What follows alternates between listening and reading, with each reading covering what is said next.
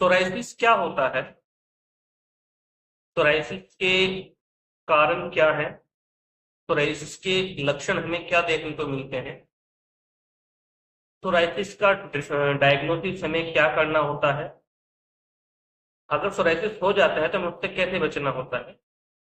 आज हम इन सभी चीजों पर चर्चा करेंगे। मैं आपका दोस्त डॉक्टर ताहिर हुसैन फ्रॉम मुरादनगर। अगर आपने अभी तक हमारे चैनल को सब्सक्राइब नहीं किया है तो प्लीज हमारे चैनल को सब्सक्राइब कर लीजिए। हम स्किन और हेल्थ से रिलेटेड वीडियो बनाते रहते हैं। तो चलिए शुरू करते हैं। सोराइसिस एक क्रोनिक स्किन ऑटोइम्यून डिसीज है जो हमारे इम्यून सिस्टम के खराब होने के कारण होता है। एग्जैक्ट कोज तो हमें मालूम नहीं है कि सोराइसिस होता क्यों है, लेकिन हम कुछ चीजों को इसमें फैक्टर मान सकते हैं। जैसे हमारा इम्यून सिस्टम जो हमारे टी सेल ओवर रिएक्ट करती है तो हमें सोराइसिस देखने को मिलता है।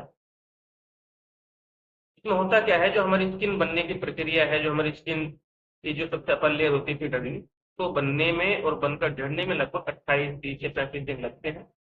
लेकिन सोराइसिस में क्या होता है, ये प्रोसेस इतना फास्ट हो जाता है कि जो प्रोसेस लगभग 28 से 30 दिन या 40 दिन में होता है वो 2 से 3 दिन या 4 दिन में कंप्लीट हो जाता है। जिसकी वजह से स्किन के ऊपर हमें सफेद चांदी जैसी मोटी पपड़ियां देखने को मिलती हैं। छोटी छोटी पपड़ियां हमारे स्किन को उतरती हैं। इसको ही सोराइसिस कहते हैं। सोराइसिस के लक्षण क्या क्या हमें देखने को मिलते हैं? सोराइसिस में हमें एक लाल लाख देखने को मिलेगा, उसके ऊपर सफेद या चांदी कलर की स्केली, जिसे हम साधारण भाषा में पपड़ी बोलते हैं, वो हमें दिखाई देगी। इसमें जलन हो सकती है, खुजली बहुत ज्यादा होती है, कई बार दर्द भी हो सकता है।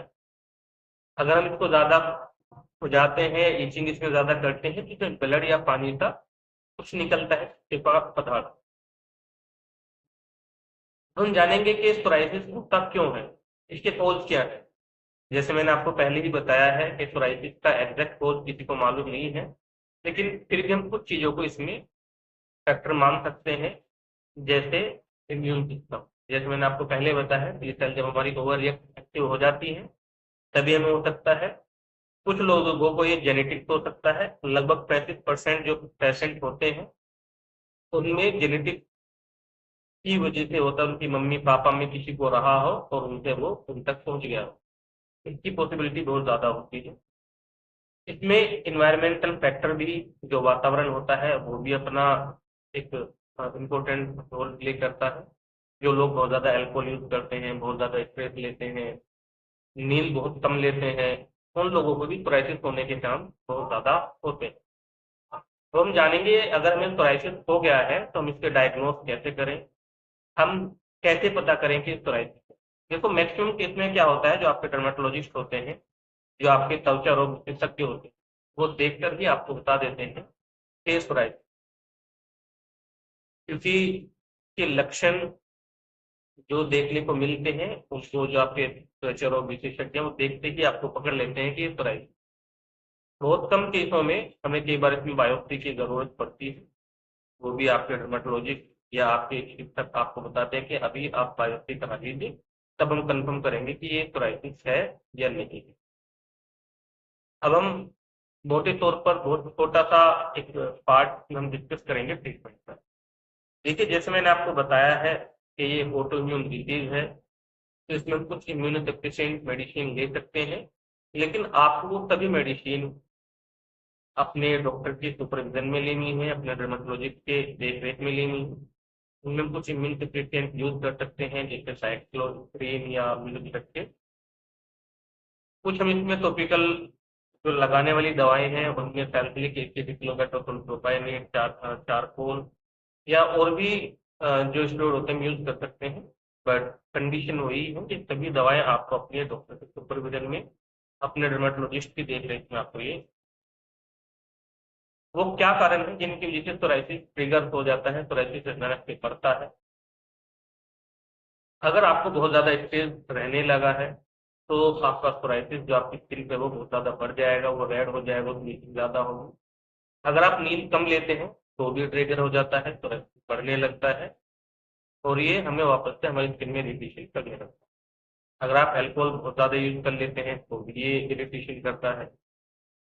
क्या हम इसको कंट्रोल कर सकते हैं? जी हाँ, हम इसको बिल्कुल कंट्रोल कर सकते हैं।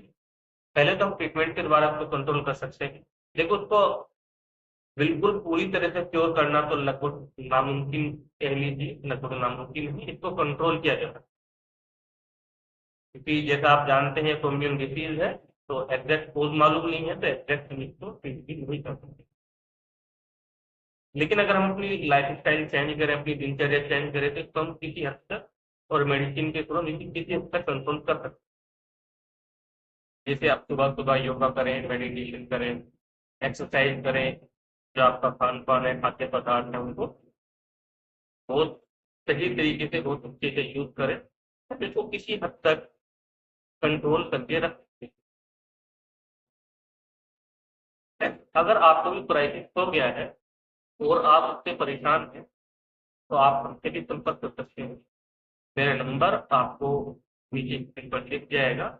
आप कॉल के थ्रू, व्हाट्सएप के थ्रू या मैसेज के थ्रू हमसे संपर्क कर सकते हैं। मैं आपका दोस्त डॉक्टर ताहिर हुसैन। तो यहीं पर मैं इस वीडियो में आपसे विदा लेता हूँ। धन्यवाद।